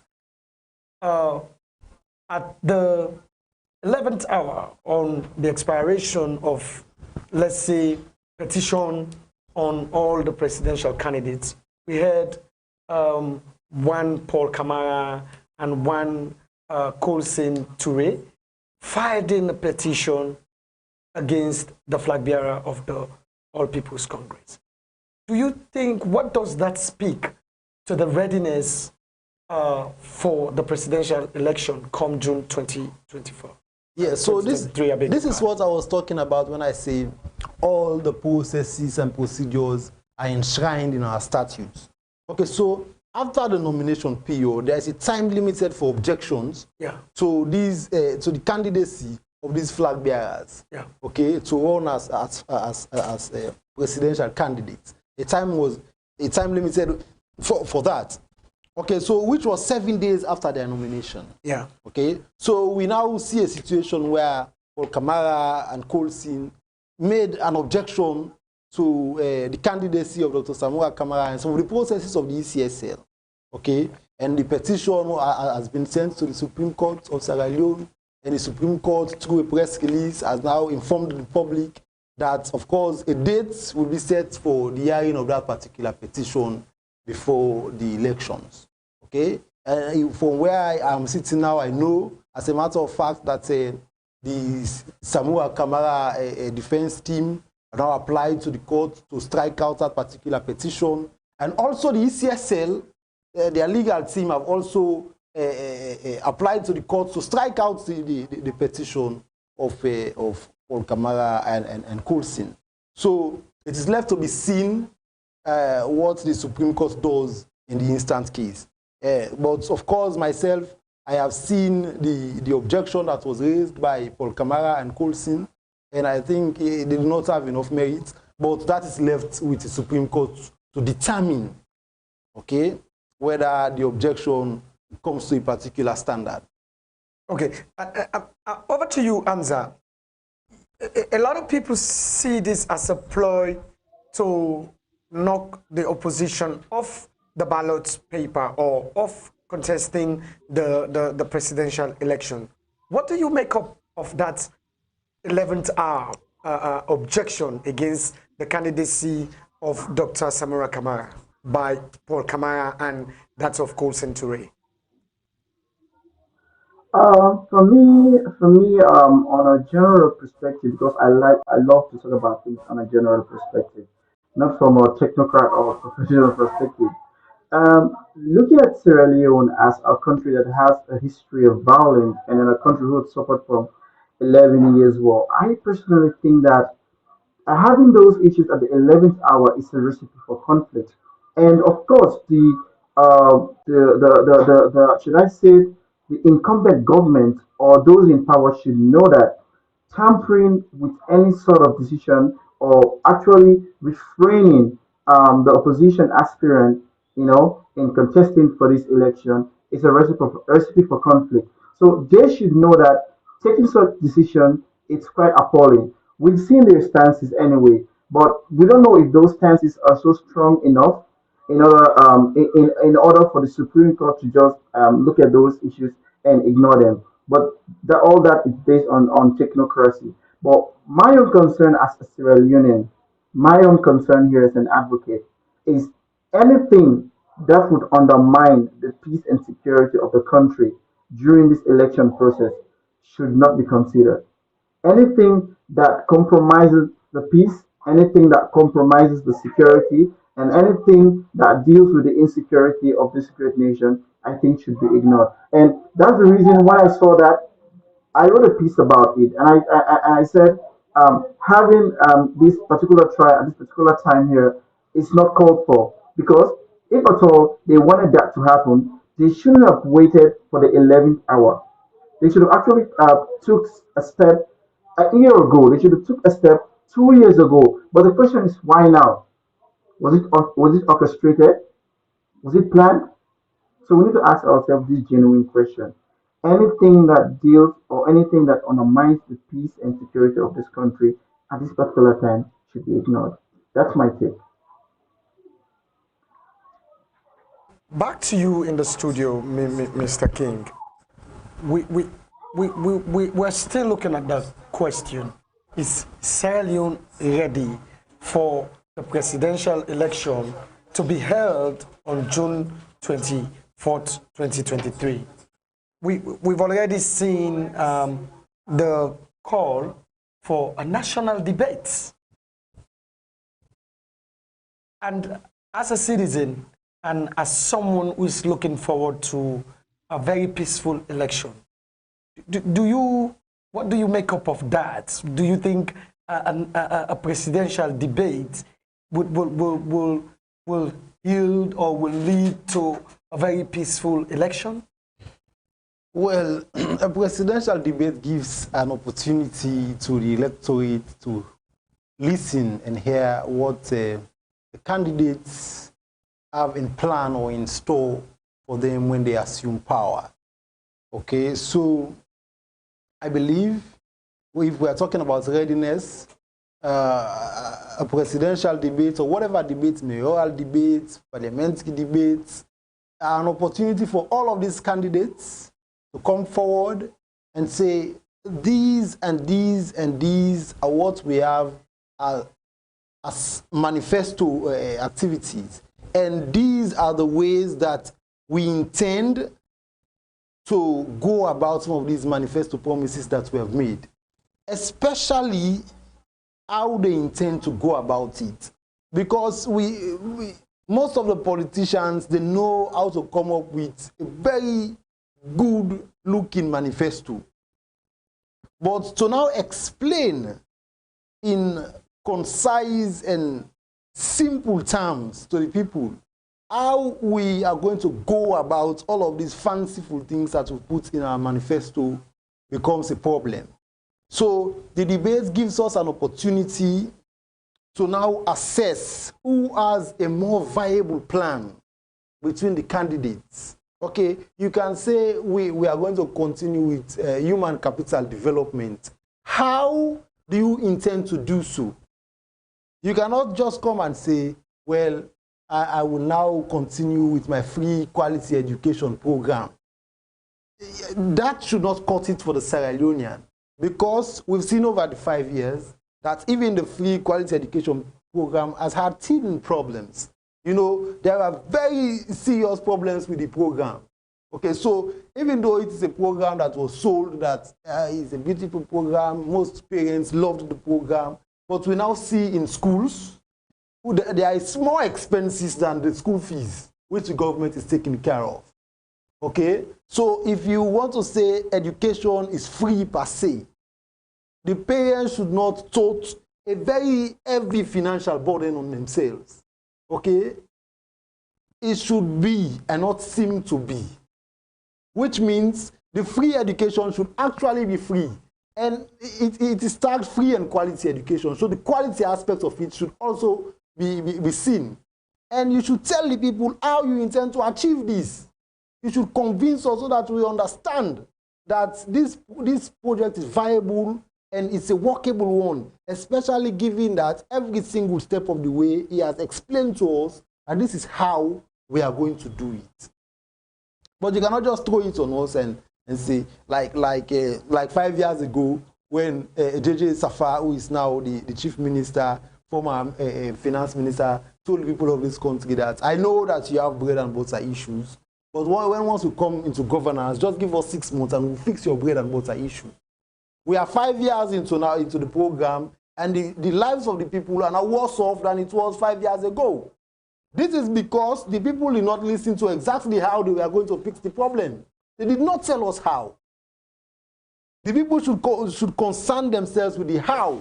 So whosoever is going to conduct this debate should ask them, please tell the people how you are going to achieve these fanciful things that you put in your manifestos.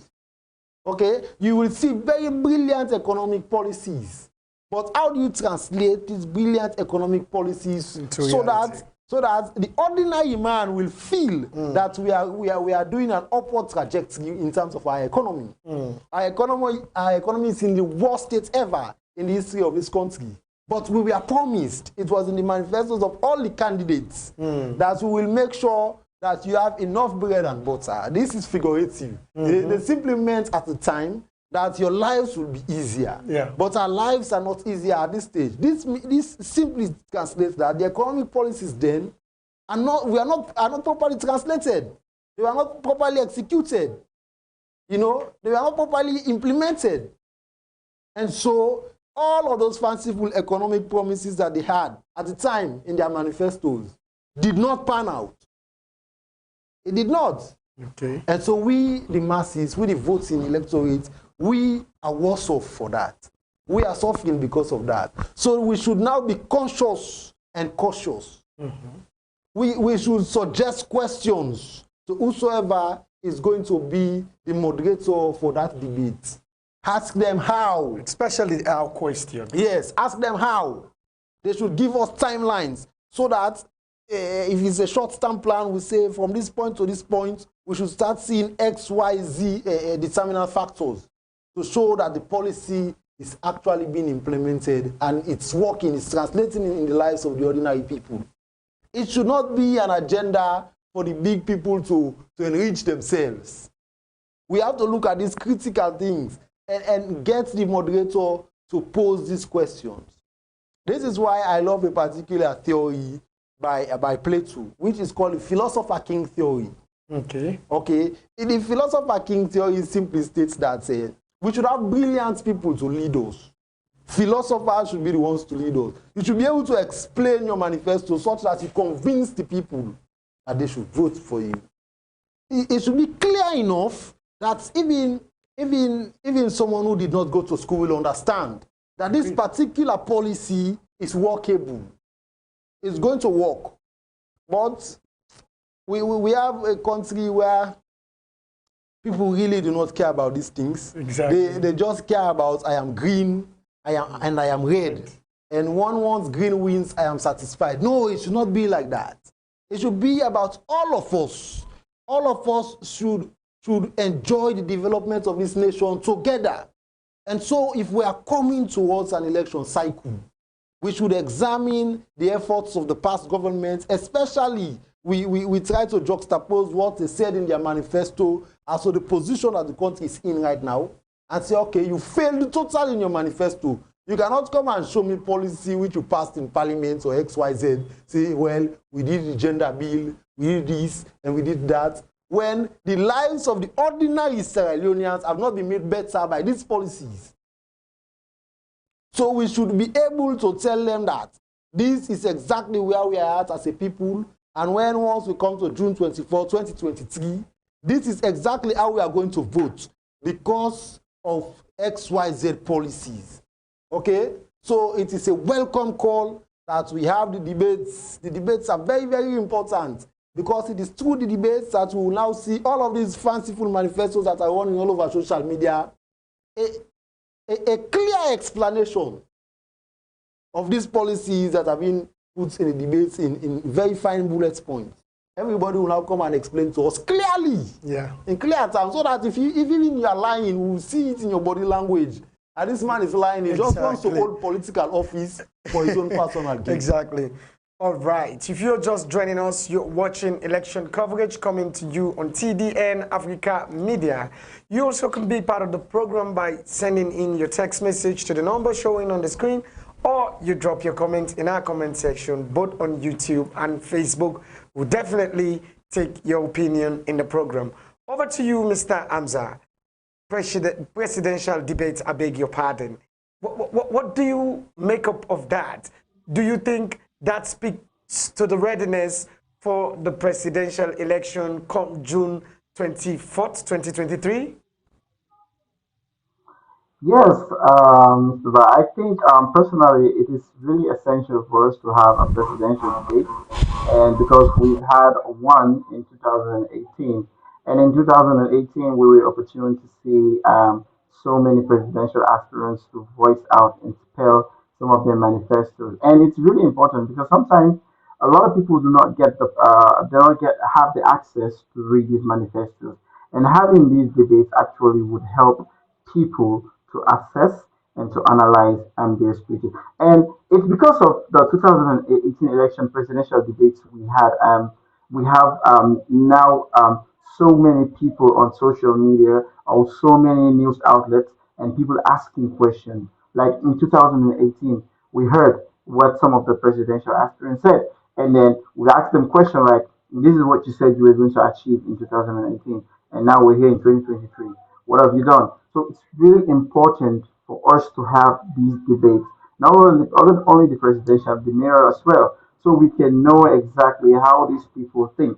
Because for us, advocates and political science and students and analysts, we need this because in order for us to improve democracy, we need to have to listen to the voices of these leaders, and we need to have them. But we also thought that in 2018, democracy would have grown in Sierra Leone after having the first presidential debate in 2018. We thought democracy would grow, but that was not the case. We saw where it was eroding as time goes on. We saw wherein the people were asking or demanding from the president to speak to the people. We've seen that on social media. Like the president has to say something about this. The president has to say something about it. And when the president comes up, he doesn't say anything about it. So at this particular moment, we actually should not only rely on the manifesto because we've seen in so many cases where African leaders would come and then they would not have even they will not even accomplish 30% of their manifesto. And Sierra Leone is not an exception. So it's good for us to have a moderator who would ask important questions. You know, when you say you're going to do something, you're going to ask the person, How are you going to do it? Just like my co-panelist said, what's the time limit? How are you going to achieve this? Okay, now, luckily for us, we have seen the incumbent party. They said that they are going to feed Sierra Leone. We also saw the past manifesto that says that they're going to give free and quality education. We saw the free education, but in that free education, we saw wherein parents have been spending more, and then we also saw that the process was not that too strong, or should I say, it was not a quality per se. Because if it was quality, then why wouldn't ministers send their children to such schools? Okay, we've seen ministers they would actually send their children to private school instead of government school. How does that work? Okay, so we need to ask questions like, how are you going to do it? What's the time limit? And how effective would that be? Is it going to be sustainable? If we are going to ask all these questions, and then we are going to hold these leaders accountable, and to have a presidential debate is not only the thing.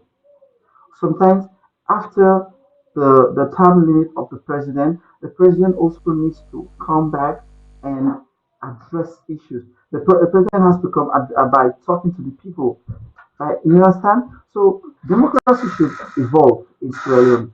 But as it is right now, democracy is not evolving. But I hope this presidential debate becomes a turning point because it is really being anticipated by the people a lot. People really, really, really, really want to hear the president talk. They want to hear the presidential aspirants talk. A lot of people are anticipating to see what's going to happen. Because some time ago, the president has been tagged as I don't think a man that does not talk, only a man with action. And then we've seen so many gross violation of human rights, and the president hasn't said anything about that. And in having a country that is sustainable in terms of development, in terms of security, in terms of ensuring that the rights of the people are being respected by not only the government but security personnel, we also need to ensure that the president should speak to its people. Because in first world country, for example, in the United States, when such things happen, you would see a press conference, and then the president of the United States, for example, will come and address the people. That's what we need. And most times, development is not only about being silent and focusing on how to ensure that these policies come to life, but talking to the people and relating to the people give them relief. And that's the reason why they say there's so many problems going on in the country, but the president is not communicating with the people. So on that particular day, if at all the presidential election would happen, we need to make sure that the moderator asks salient questions, questions that are going to help the citizens to analyze and understand that these are the plans of the president, and these are the plans, and these are the time limit, and this is how it's going to be executed, and this and this and this. You understand?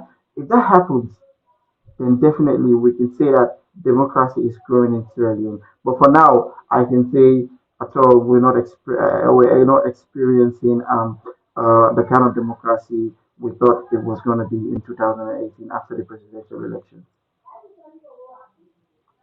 Input that is HAMZA KOROMA, and with me in the studio I have Mr. Emmanuel King, and we're looking at the question: is Sierra Leone ready for the presidential election to be held on June 24th, 2023?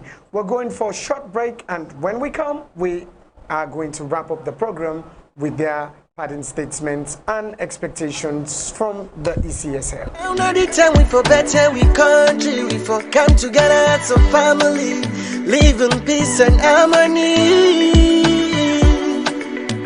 So during this election, that's not an option.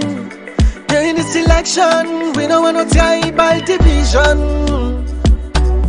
All we want for see vote without violence. Vote in peace. Vote without violence. Till the end they say vote without violence. Vote in peace. Vote without violence. Till the end they say all we want for vote without violence. All we want for sin. All we want for vote without violence. Till the end they say all we want for sin. Vote without violence. All we for sin, all we want for sin. Violence.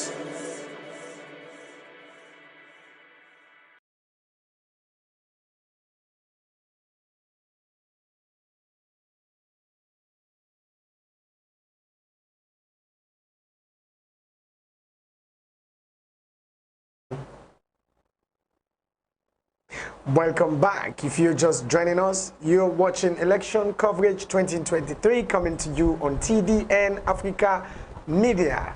And I have my contributors with me in the persons of HAMZA KOROMA and Mr. Emmanuel King.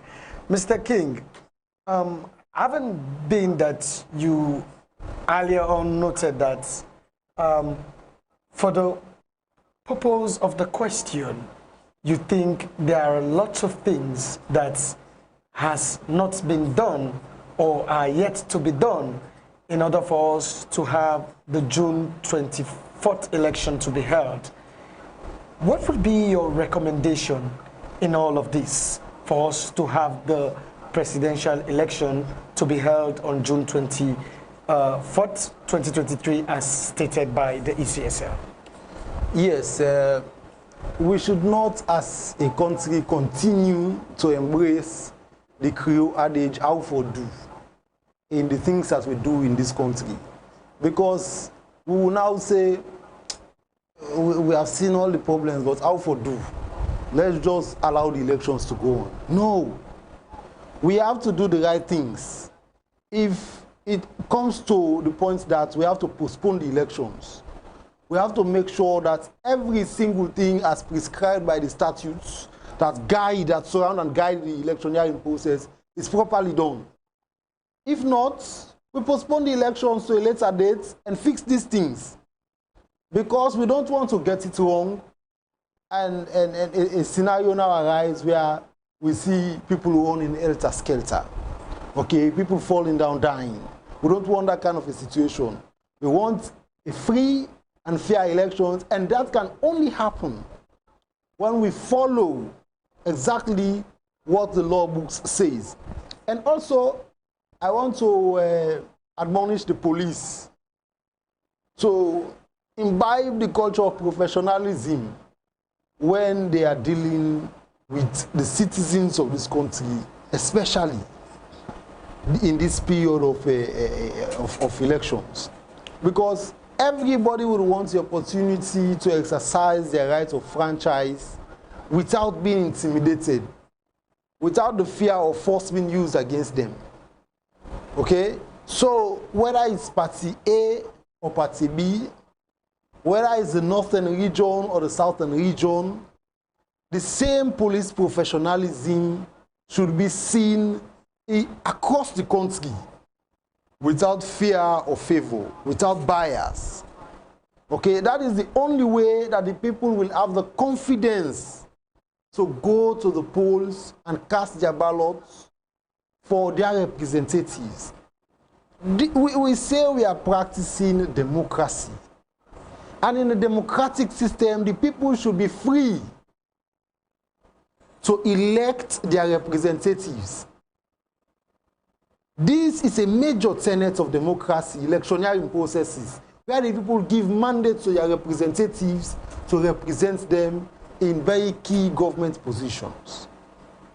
They can only do so when they have the confidence that when they go to the polls, they will not be intimidated, they will not be harassed, they will not be assaulted.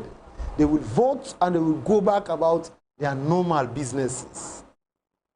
We don't want to see a situation where police will stop a whole polling center because that particular polling center is located in the area of the opposition. We don't want to see a situation either where votes will be stopped in a polling station where it is the stronghold of the incumbent. We want everybody to be treated fairly for the purposes of this election. This is the only way, this is the only guarantee that we can have when we want to say that, as a matter of fact, we are really prepared for the June 24, 2023 elections. As long as we follow all the prescribed procedures in the law books, As long as we allow for our candidates to come and tell us in clear and unambiguous terms the plans that they have for this country through the debates, as long as the police conduct themselves in a professional manner, I believe these things would be able to do it for the purposes of a free and fair elections, such that at the end of the day, we will not see skirmishes of violence after elections.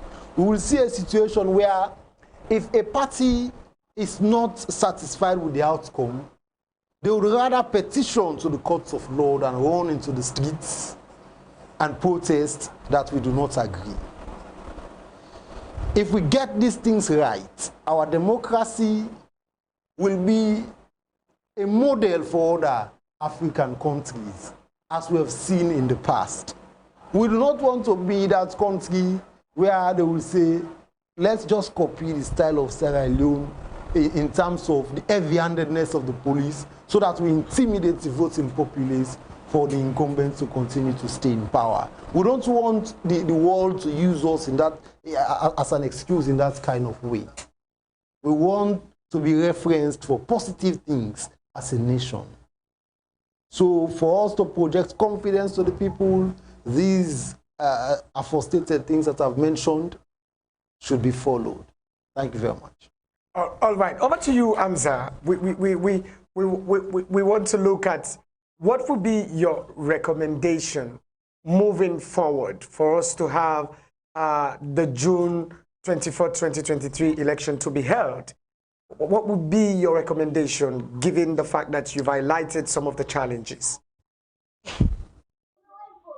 Well, just like I said, I'm just concerned about the security of the people, and I'm also concerned about ensuring that we have a free and fair election. So some of the recommendation I would say my co-panelists have spelled it out, and which is ensuring that the police that are going to be deployed out are well trained.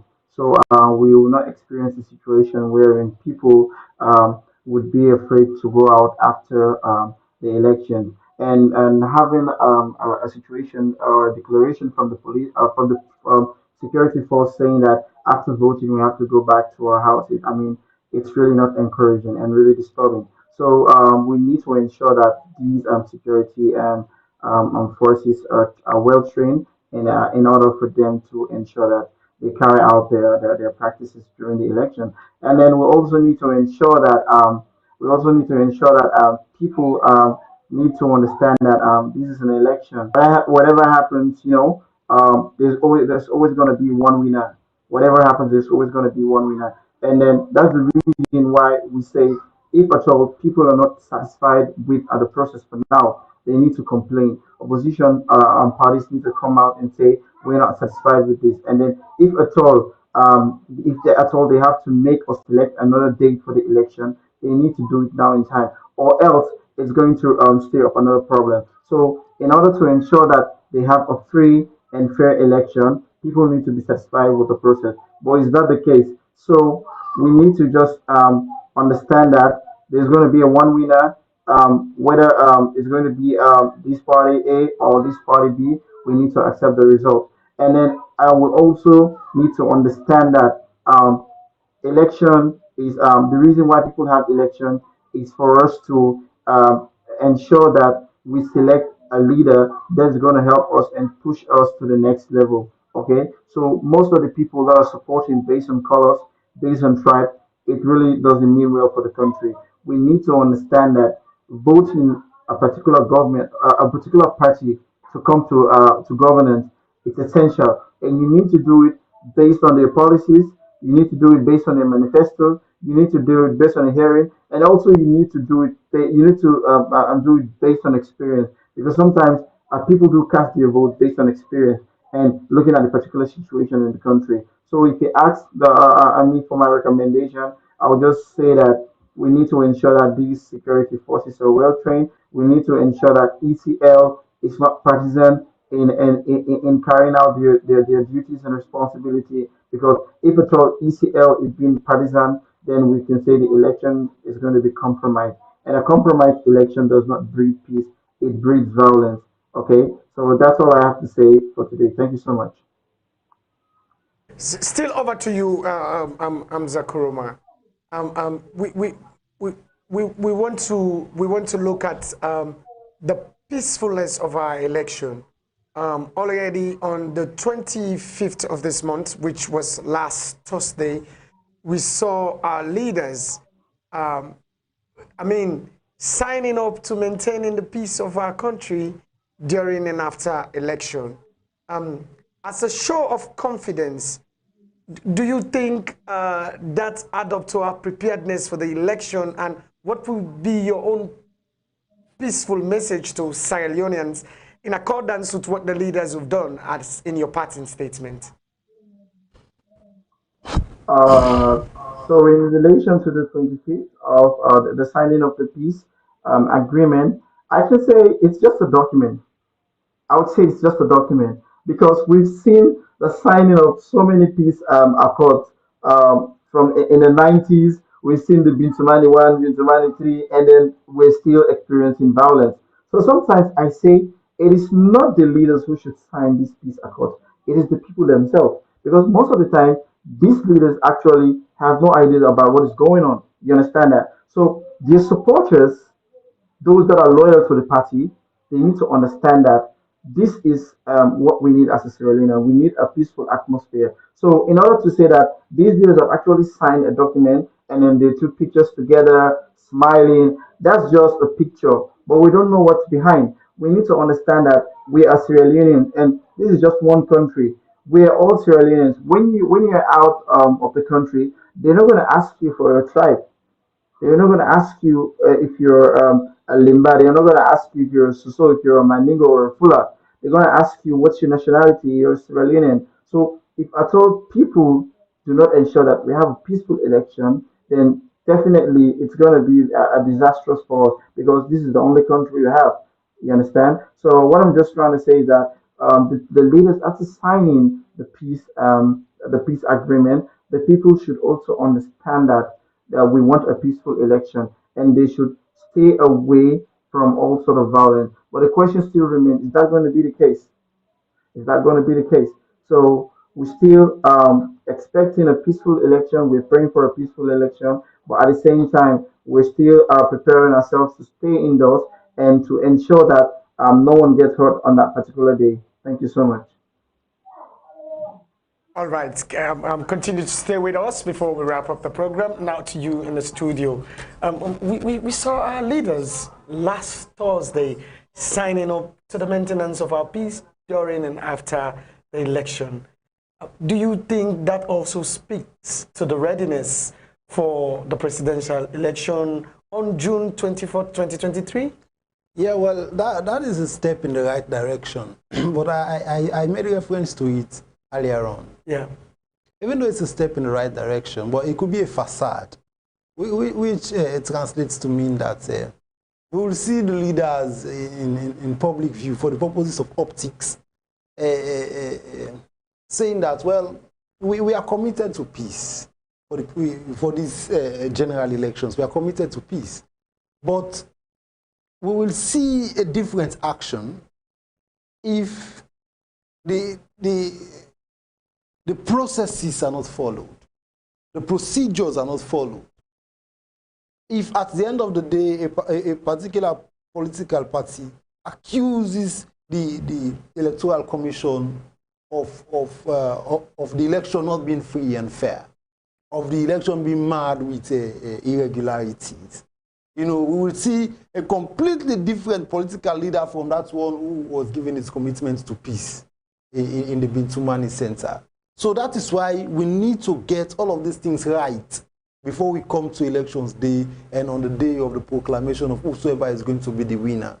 Once we get these things right, then all of us can now rest easy because we know at the end of the day, anyone who loses will just try to congratulate the other who has won. Because every single procedure and process has been on motion on the right trajectory. And the people of this country also will be satisfied with the process. But in this instant case, the prevailing circumstances are not pointing to the fact that we are heading towards free and fair elections. And we have to right the wrongs quickly before we go into June 24, 2023. And about the peacefulness of citizens in terms of what would be your message to them in spite of all what we've said? The citizenry, especially the electorate, because not everybody is going to vote. Sure. Yes. So for those who will be going to exercise their rights of franchise, and even those who will not, we ask that we maintain the culture of peace. Because Sierra Leone has gone through very brutal war. Some of us were here. Yeah. We saw what happened. We saw bodies in very major streets in this country. The bodies dilapidated, bodies burnt, bodies amputated, bodies disemboweled. It was not a very good sight. So we want to encourage people to maintain peace, because in a country of peace, in an atmosphere of peace, other things will thrive.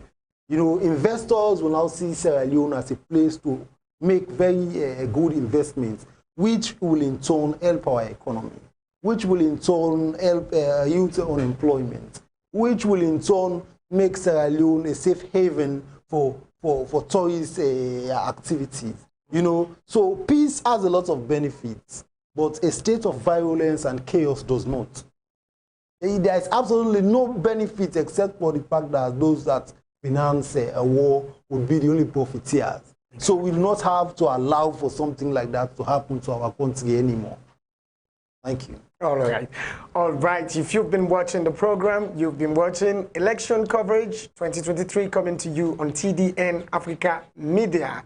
Today, we looked at the question, is Sierra Leone ready for the presidential election to be held on June 24th, 2023? To help me talk about this, I've got our contributors, one with me in the studio in the person of Mr. Emmanuel King and HAMZA KOROMA, who've been online via vMix, helping us to discuss this issue. I want to take this time out to thank you both gentlemen for being part of the program and for helped us talk about this particular topic. I want you, our esteemed viewers, to know that this election coverage will keep on coming to you, and you'll be seeing more of our contributors as we continue with our program. I want to say thanks to you all for watching us today. I've been your host, AMADU Esba, and I want to say thank you for keeping it locked to TDN Africa Media, as we are always here to bring you independent, credible, and unbiased news. I want to say thank you, Mr. King, for being part of the show. Thank you, HAMZA KOROMA, for being part of the show. Bye-bye for now. Now not the time we for better, we country, we for come together as a family, live in peace and harmony. So during this election, that's not an option. During this election, we don't want no tribal division. All we want for see, vote without violence. Vote in peace. Vote without violence. Till the end they say, vote without violence. Vote in peace. Vote without violence. Till the end they say, all we want for sin. All we want for sin. All we want for sin. Vote without violence. Till the end they say, all we want for sin. All we want for sin. All we want for sin.